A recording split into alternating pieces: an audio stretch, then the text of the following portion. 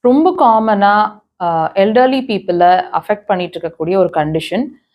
என்னன்னு கேட்டீங்கன்னா, நெறைய பேர் எங்ககிட்ட இதுக்கான சொல்யூஷன் கொஞ்சம் சொல்லிக் குடுங்க டாக்டர். ரெமெடி சொல்லுங்கன்னு கேட்டதுனால, உங்களுக்கான சொல்யூஷனுங்க இது.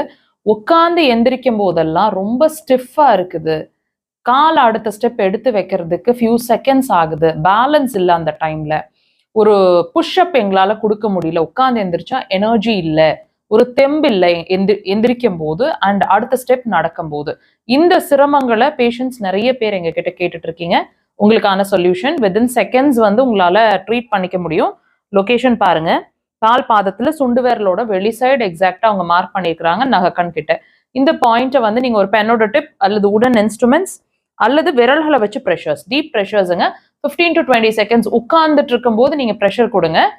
எந்திரிச்சு செக் பண்ணுங்க. ஒரு கிரிப் கிடைக்கும். ஒரு புஷ் கிடைக்கும். நல்ல ஈஸியா இருக்கும் உங்களோட அடுத்தடுத்த ஸ்டெப்.